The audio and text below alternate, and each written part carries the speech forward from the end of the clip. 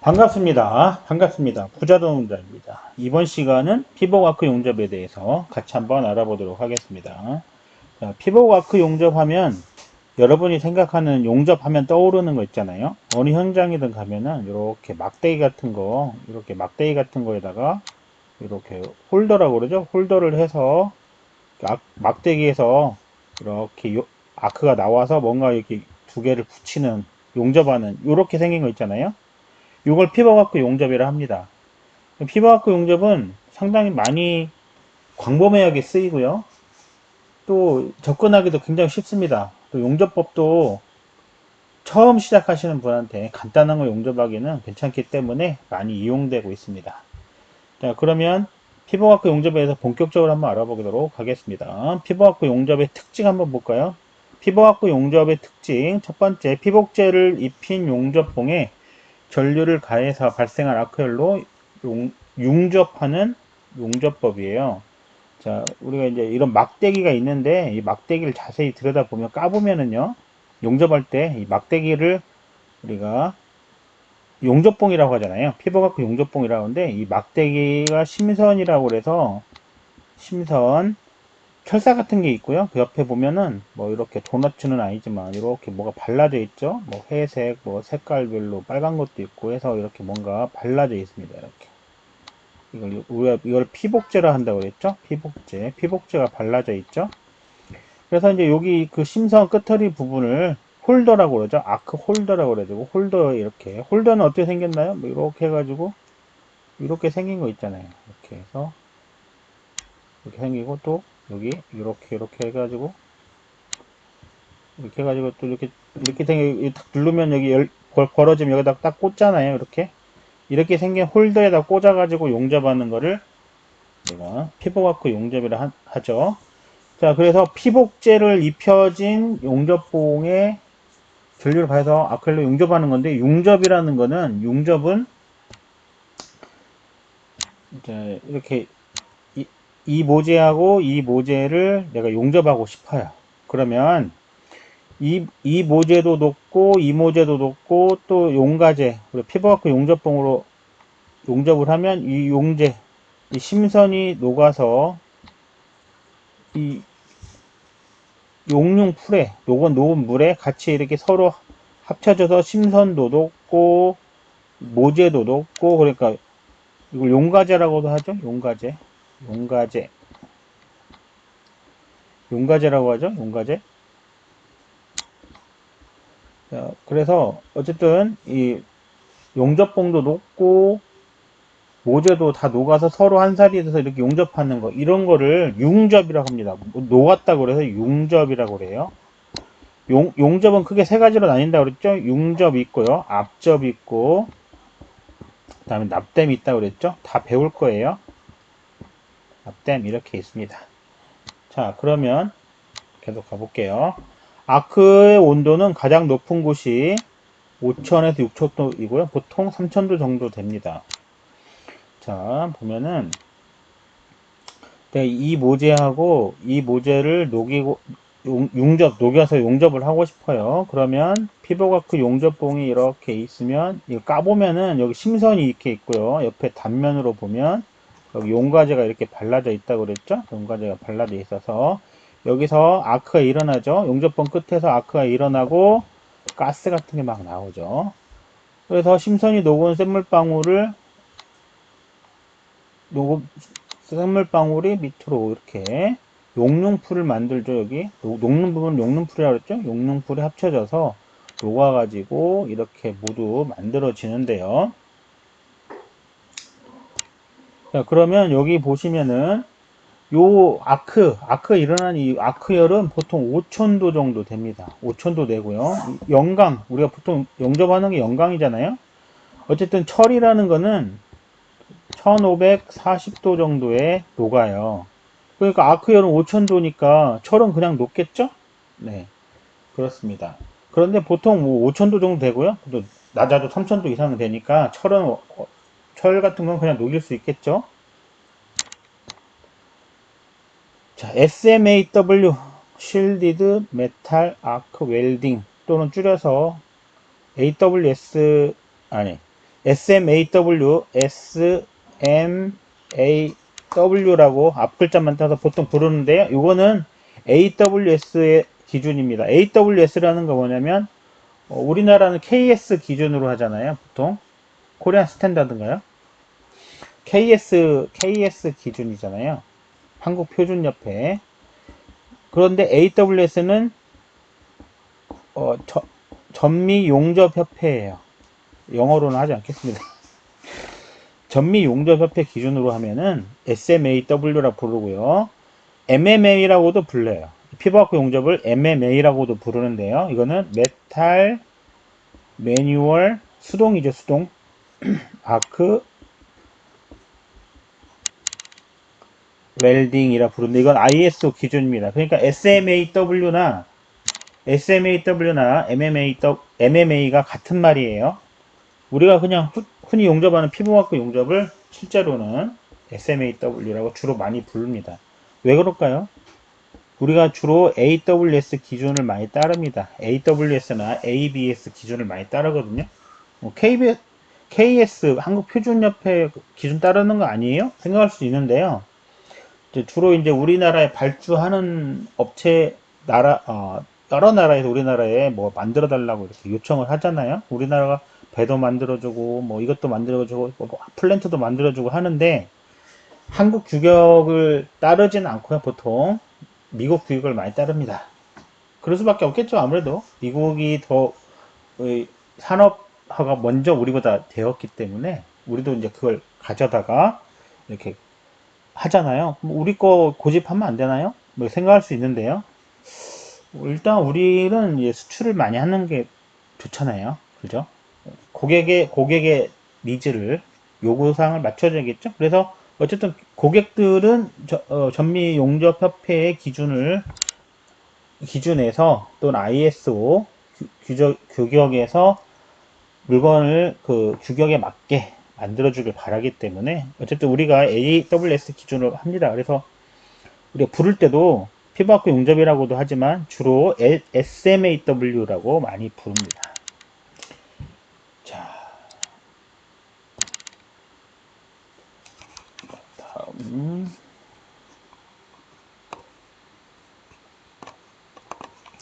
피부과학 용접 특징 계속 한번 볼까요?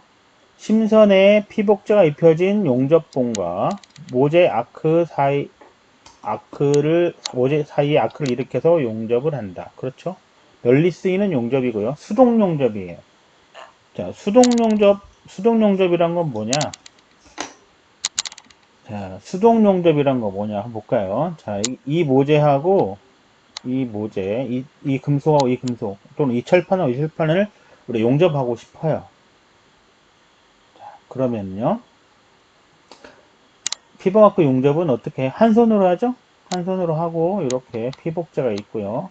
아까 이렇게 일어나잖아요. 그러면 얘를 이거 용가제라고도 한다고 그랬죠? 용가제라고 하는데요.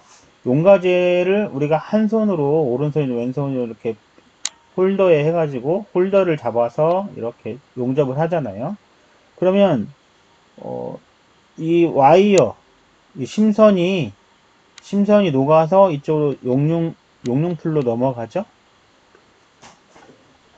심선이 녹은 쇳물방울 용적이라 한다고 하잖아요. 용적이 이행을 하죠. 이행을 해서 용접을 하는데 이 아크가 이렇게 일어나면 얘가 타들어가잖아요. 타들어가면 어떻게 돼요? 얘를 좀 더 안으로 밀어 넣어야 되겠죠? 아크 길이가 일정하게 유지해야 될 거 아니에요? 이렇게 실제로 이제 손으로 잡고 용접하잖아요. 그래서 용가제를 공급을 하는 것도 사람이 하고요. 실제로 이 홀더를 사람이 손으로 잡아서 용접을 하잖아요. 그래서 홀더, 용접도 사람이 하면 이거를 매뉴얼이라고 합니다. 매뉴얼은 뭐냐면 수동 용접이라고 그래요. 수동 용접. 근데 티그 용접은 좀 달라요. 자, 티그 용접 한번 볼게요. 티그 용접은 이 모재하고 이 모재를 용접하는데 이렇게 세라믹 노즐이 있고요. 요 안에 이렇게 텅스텐 전극봉이 있는데 텅스텐 전극봉에서 아크가 이렇게 일어나죠? 알곤을 뿜어주잖아요. 근데 이 토치는 오른손, 왼손 사람이 하잖아요. 만약 오른손잡이면 오른손으로 토치를 이렇게 잡고, 손으로 잡고 운봉을 하고요. 왼손으로는 용가제를 집어넣어 줍니다. 공급해 줍니다. 이렇게 용가제를 집어넣는 것도 사람이 하고요. 토치를 움직이는 것도 사람이 하면 수동 용접, 매뉴얼 용접이라고 한다고 했죠? 수동 용접이라고 그래요. 그런데 CO2 용접이 있어요. CO2 용접은 건이 이렇게 있거든요. 건이 있으면 와이어가 이렇게 있어가 나중에 다 배웁니다. 와이어를 쭉 피더기라는 게 있어요. 피더기에서 롤러가 있어서 얘를 계속 공급해 줍니다. 이렇게 크게 있으면 얘를 이렇게 밀어가지고 이렇게 공급해 주거든요. 그러면 사람이 토치만 왼손이든 오른손이든 토치만 운봉을 해서 용접을 하면 이 와이어는 기계가 계속 밀어주는 거예요. 그래서 와이어를 밀어주는 거, 와이어를 공급해 주는 거를 우리가 송급한다 그러거든요. 송급은 기계가 하고 토치를 운봉하는 건 사람이 하면 와이어는 사람이 안 넣잖아요. 기계 넣어주죠. 이런 거는 반자동 용접이다 이렇게 부릅니다. 반자동 용접. 자, 그리고 SAW 나중에 배울 건데요. 이런 SAW 같은 용접 같은 경우는 두 개를 이렇게 두 판을 용접하는데 와이어도 용가제도 기계가 밀어주고요. 또 운봉도 기계가 합니다. 기계가 왔다 갔다 하면서 용접하는 이런 거 있거든요. 이런 거는 자동 용접이라고 불러요. 자동 용접. 그러니까 용접은 크게 세 가지가 있는 거죠. 수동 용접, 반자동 용접, 자동 용접 세 가지가 있겠죠. 지금 현장에서는 이 자동 용접이 점점 늘어나고 있습니다. 제가 한참 용접할 때보다 그때도 SAW라든지 티그 용접 같은 경우도 자동 용접기가 있었는데요. 지금은 자동 용접이 조금 더 품질도 더 좋고요. 또 인건비가 싸잖아요. 또 속도도 굉장히 빠릅니다. 자동 용접기가 하나 들어오면은 용접사 한 20명 정도를 대체할 수 있을 만큼 빠르고 그래요. 그래서 용접사들이 많이 일자리가 없어지겠죠? 네. 그러면 없어지면 우리는 일할 데가 없을까요? 그렇진 않습니다. 왜 그럴까요? 용접을 하려는 사람이 같이 없어지죠. 그러니까 기계가 자동화된 만큼 사람이 없어지는데요. 한국에서는 용접하는 사람들도 별로 줄어드는 거죠. 용접하려는 특히 젊은이들이 많이 줄어드는 거죠. 그러면 뭐안 되는 거 아닌가 생각할 수 있는데요. 꼭 그렇진 않습니다. 그래서 용접사 수요는 꾸준히 있는 거죠. 자동 용접사의 수요가 그만큼 또 늘어난다는 얘기잖아요. 그러니까 여러분들은 이제 피버마크 용접, 티그 용접, 알곤 용접이라고도 하죠. 뭐 CO2 용접도 할 줄 알면 좋고요. 그 다음에 SAW 같은 거 자동 용접도 하시면 좋고 또 다른 뭐 여러 가지 자동 용접이나 레이저 용접 이런 것들이 현재는 앞으로 대세가 될 가능성이 있습니다. 현재는 완전히 만개하진 않았는데 지금 가장 만개한 용접법은 알곤 용접이라고 흔히 부르는 티그 용접이죠. 티그 용접 단가도 좋고 일하기도 좋고요. 또 티그 용접 같은 경우는 수동 용접이에요. 오른손 왼손을 같이 쓰기 때문에 한국 사람이 제일 잘합니다. 전 세계 어디 내놔도 싸고 잘해요. 또 우리나라 같은 경우는 우리나라 사람들은 이 종교 이슈가 별로 없거든요. 예를 들어서 저기 회교도들이라고 하죠. 뭐 알라를 믿는 회교도들은 어느 시간이 되면은 일을 하지 않고 기도를 한다든지 우리가 상상할 수 없는 일을 하고요. 또 다른 나라에서는 우리나라의 용접하시는 분들처럼 성실하지가 않아요. 일을 하다 말고 가버린다든지 용접 부위가 남아있는데 가버린다든지 아니면 예를 들어서 용접을 하다 말고 가면 안 되거든요. 마무리 짓고 가야 돼요. 이런 거 있는 우리는 당연히 그렇게 생각하는데 그렇게 생각하는 민족이 많지는 않습니다. 또 가장 중요한 거는 한국 사람들은 부지런하기도 하지만 손재주가 엄청 좋아요. 그래서 저도 이렇게 많이 가르쳐 왔습니다만 한국 사람들은 어지간하면 다 잘하거든요. 그런데 외국 사람들은 아무리 가르쳐도 잘 못해요. 희한하죠. 예를 들어 같은 도자기를 만들어도 우리나라에서는 고려청자를 만드는데 다른 나라에서는 못 만들잖아요. 뭐 그런 것 같아요. 유독 한국 사람이 잘합니다. 뭐 일자리가 없지 않을까 이런 고민은 하실 필요가 없다. 자, 어쨌든 수동 용접이에요. 수동 용접이어서 용접사에 수용련이 필요합니다. 이 널리 쓰인 용접이죠. 자, 그리고 용접봉을 다 쓰면은 다른 용접봉으로 용접함으로 용접이 단순하지만 용접이 계속 끊기는 단점이 있습니다. 자, 우리가 반자동 용접, 아까 반자동 용접 있죠? 반자동 용접이나 자동 용접은 와이어라고 그래서 용가제 송급을 기계가 하기 때문에 사람이 그냥 계속 용접만 하면 되거든요. 아니면 기계가. 그래서 용접 속도도 빠른데 피부와크 용접은 이렇게 용접봉이 있잖아요. 용접봉이 있으면은 옆에 이렇게 피복제가 발라진 이렇게 용접봉을 쓰는데요. 아까 막 이렇게 일어나잖아요. 그럼 쭉 용접봉이 달아서 이만큼 되면은 더 못 쓰죠? 그러면 용접봉을 또 갈아줘야 되잖아요. 새로 갈면은 그 부분이 끊기겠죠? 자, 그러면 뭐가 문제냐? 예를 한번 들어볼게요. 내가 이 판하고 이렇게 이 판을 용접하려고 그래요. 이렇게 두 개를 용접하려고 하는데 여기서부터 아크를 일으켜 가지고 이만큼 이렇게 왔어요. 그럼 여기서 끊어지잖아요. 그러면 용접을 해보시면 알겠지만 처음 시작 부위와 꼭 끝에서 이 부분에 결함이 많이 발생합니다. 그래서 이제 방법이 여러 가지 있죠. 첫 번째, 아크를 일으켜서 처음에는, 아크가 안정될 때까지 처음에 시작 부위에서 많이 머물러 줘야 되고요. 또 용접이 진행돼서 용접이 끝날 때쯤이면 여기 크레이터 처리를 확실히 해줘야 됩니다. 또 새로 여기서 이어서 용접할 때는 아크를 일으켜서 용접이 끝난 10mm 전으로 돌아와 가지고 여기서부터 이 아크를 일으켜서요. 이 부분을 혹시 있을지 모르는 결함을 없애주면서 이렇게 용접을 또 해나가야 됩니다. 이렇게 또 해나가고 이거 굉장히 복잡하고 또 귀찮죠. 계속 끊어지잖아요. 또 용접봉이 현장에 가보시면 알겠지만은 이렇게 아크가 이렇게 있으면은 거의 여기까지 다 써야 되거든요. 그런데 이게 어떤 분들은 좀 쓰다 버리고 막 그래요. 또 용접봉이 뭐 몇 푼이나 한다고 그래 생각할 수 있는데 굉장히 비싼 것도 많습니다. 그래서 어찌 보면 좀 낭비가 되는 것도 많이 있습니다. 자, 그리고 보호가스가 없어서 야외에서 용접이 가능한데요. 자, 피부과크 용접에 보면요. 이렇게 용가제가 있고 이렇게 피복제가 발라져 있거든요. 아크가 이렇게 용접을 하면은 아크가 이렇게 일어나잖아요. 그러면 여기서 좀 이따 설명하겠습니다만 여기 이 피복제에다가 가스 발생제, 뭐 슬랙 생성제 이런 걸 넣어가지고 여기서 보호가스가 나오기도 하고요. 용착 금속에 슬랙이라는 게 생성돼요. 용접동이라고 그러죠. 이 슬랙이 생성돼서 용착 금속을 보호해 줍니다.